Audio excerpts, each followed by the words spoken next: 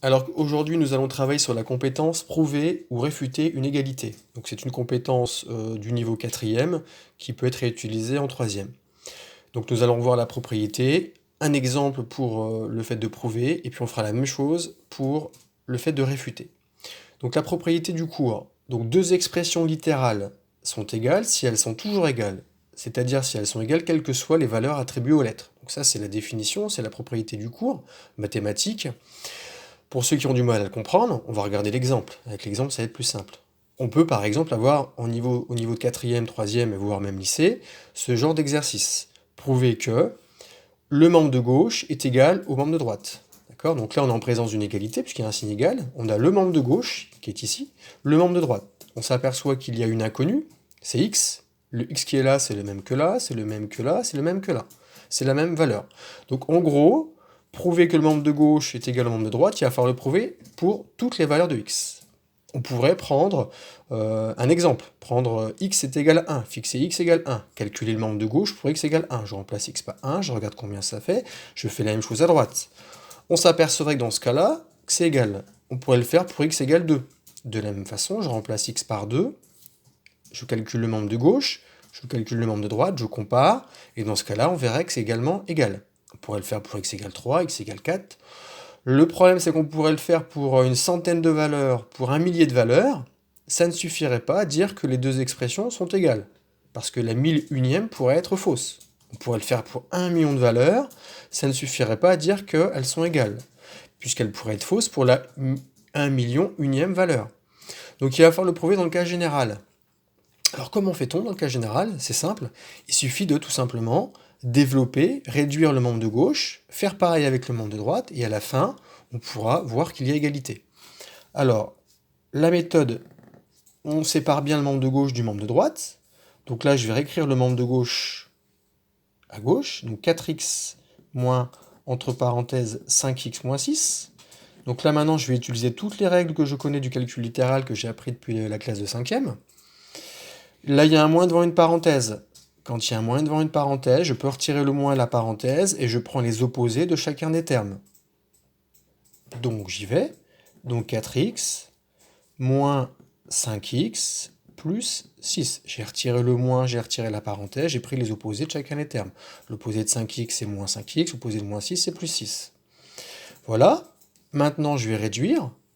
J'ai 4x, on m'en retire 5, j'ai 4 euros, on m'en retire 5, ça fait moins 1x ou moins x plus 6. Donc là, j'ai développé et j'ai réduit le membre de gauche. Je fais pareil avec le membre de droite. Je vais le réécrire. 14 moins 2 fois 4 moins x moins 3x. Donc là, je vais devoir développer le 2. Je vais distribuer le 2 à la parenthèse. On est bien dans le cas de k fois a moins b. Donc j'y vais, je développe. Donc ça, c'est égal à 14 moins... Donc je vais prendre tout le moins 2. C'est tout le moins 2 que je viens de distribuer. Donc moins 2 fois 4, moins 8, moins 2 fois moins x, plus 2x. Moins fois moins, ça fait plus. Je réécris le moins 3x. On n'oublie pas de réécrire à chaque fois le dernier terme. Ok, c'est important. Tout ce que j'écris doit être égal à ce qui est précédemment. Maintenant, je vais pouvoir regrouper les termes en x.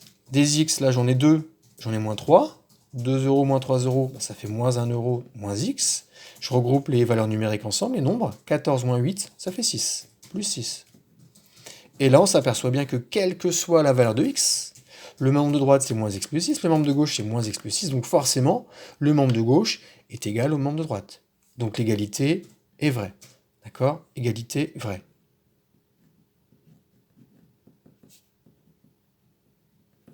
Puisque le membre de gauche est égal au membre de droite, quelle que soit la valeur de x, c'est exactement la même chose. Ensuite, donc on va réfuter. Donc la propriété du cours. Il suffit de trouver un seul exemple pour lequel deux expressions donnent des résultats différents pour justifier que ces deux expressions ne sont pas égales. Donc là, c'est l'inverse. Si ça ne marche pas une fois, on peut dire que ça ne marche pas du tout, dans le cas général. Exemple, on vous demande de prouver que 4 plus 4x est différent de 8x. Donc encore une fois, j'ai le membre de gauche et le membre de droite. Donc là, on ne peut pas regrouper, on ne peut pas réduire, on ne peut pas aller plus loin, on ne peut pas dire que 4x plus 4, surtout attention à ce que vous allez me dire, ça ne fait pas 8x, d'accord? On ne mélange pas des x avec rien. Là, j'ai 4x et j'ai plus 4, et là j'ai rien, si x égale 2, ça ferait 4 fois 2, 8, 8 et 4, 12, et non pas 8x, hein. Attention, hein. Ok.